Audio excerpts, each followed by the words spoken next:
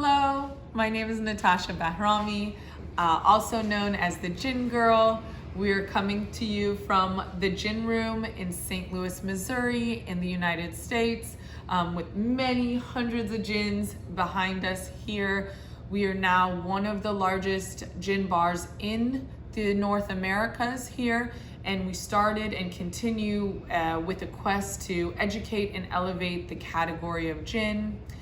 We have since created a platform called Gin World, where we've now created the largest Gin Week, gin festivals in the United States, where we go from city to city and attract distillers from all over the world and all over the country that come to the United States in these cities to educate both industry and consumer on not only gins, the spectrum of gins, and how these are used and created, and understanding the wealth and depth as gin continues to grow. I was inducted into the Gin Guild in 2017, and I wear the sprig with pride. And I was honored to be inducted into the Gin Hall of Fame this year, and it's an honor that I hope to use as a way to continue to spread the gin love around the world. Today, I'm excited to be here to talk about non-alcoholic spirits and low ABV canned RTD cocktails in the United States, and what's happening there with this, as both of these have been first started within the global market and the European market, and we have been a little bit slower to adopt these in the United States. The Gin Guild itself has been addressing the abuses of spirits and non-alcoholic spirits, claiming the name of gin when they are in actuality not gin, and how that has been moving to the United States as well. Starting with the non-alcoholic spirits here in the United States, the zero proof market has been growing vastly in product creation, obviously both in Europe, but even more rapidly here in the United States. Both markets have been expressing concern that with the products being growth more from producers rather than demand from consumers, and what's happening within that. In the United States, we have been seeing, yes, the creation of non-alcoholic spirits has been booming, and especially now more and more coming onto the market. However, even using the example of the Gin Room here, a year or so ago, prior to the pandemic, we had been maybe once to twice a month getting requests on premise here, again at a bar, for non-alcoholic cocktails or non-alcoholic substitutes. But since 2020 and since the pandemic, I feel that we've been seeing almost a double in growth in the demand for non-alcoholic spirits or low proof cocktails at bars and restaurants here. And this is not limited to just those who are going through a pregnancy, etc. I feel that people are taking break from alcohol or high proof alcohols and wanting to have lower ABV cocktails when they're coming out. This is across the line happening more readily and more demand. So although I would say it is being created mostly from the producers, the demand is catching up through the consumer demand growth as well. Now, the NA cocktail, the NA beer market has been growing widely here. Most are still catching the eye on the domestic market mostly. We are seeing what they're putting on their bottles is what is of concern to us right now as well, because in the United States, zero proof, no proof alcohol is not regulated by the TTB in any way. It is regulated by the FDA. So although there's regulations to what goes in there, it is what is written on the bottle is still, they can put whatever they say. And right now it's saying gin. They're writing gin, they're writing no alcohol gin. I'm noticing in the European market that what's happening is more and more there's been a pressure to communicate no alcohol, botanical spirit, things like that, but that has not started happening in the United States yet. We can start targeting within the FDA or the TTB to try to create pressure in regards to labeling there and reduce confusion, because they are also being put on the gin shelves in retail as well. So these are things that we can go forward with in regards to that. But because they are not regulated by the TTB, there's really nothing stopping what is being written on the bottles other than us creating a campaign domestically in the United States in regards to that. Now, we've also started seeing what we're also talking about today is a massive growth in RTDs and low ABV canned cocktails or long drinks here in the United States. As we had said, we are very far behind the European and the rest of the world in canned RTD cocktails. I know we personally have been excited about the growth in that market in Europe, but in the United States, especially in the last 2 years, the growth in the RTD market has exploded. Now, we have some numbers here that might be interesting to talk about. In 2020, the growth in RTD cocktails, period, were up 131% and continuing to grow. A lot of this has to do with the pandemic and what has been happening. There's I believe September 2020, there's some statistics that online alcohol sales had grown by 250% in the United States, and this is retail online sales there. And another very important note, because both RTDs, hard seltzers, and beer are often in the United States lumped into the same category.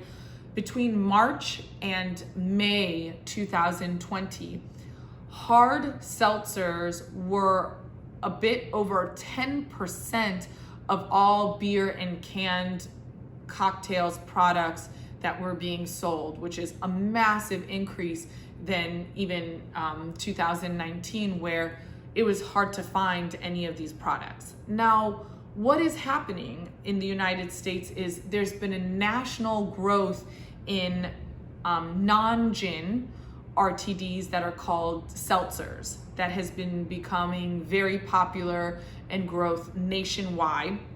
People are grabbing these instead of beers, they're doing picnics, things like that, but it's actually replacing their beer in their refrigerators. They'll get in cases of these seltzers there, which are flavored seltzers, and they're low ABV as well. And I think it's becoming and kicking into a large market share from the beer market as well. They are often created from rice base or cane sugar base rather than grain base within these national seltzer RTDs. But now, why is that important in the gin RTD market?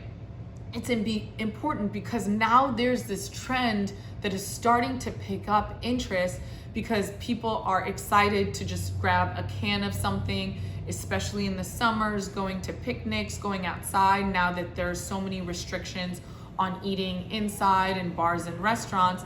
They're taking their backyard barbecues, these types of things, and grabbing RTDs instead of having to create cocktails themselves. So the growth in the seltzer canned market is actually creating a massive demand in the canned cocktails RTD market. Now, something completely opposite is happening, however. Let's just stick to the gin RTD market here, is that it's not happening on a nationwide level. What's happening is that local producers, local distilleries, and local beer makers and breweries here in the United States in general are pairing with each other to create gin and other spirit RTDs. Now, although it's increasing in popularity, what creates a very big problem is that it is one of the RTDs in general, spirit RTDs, are one of the most difficult to push through the TTB process. They're requiring every single ingredient that are in these canned cocktails to be on the can.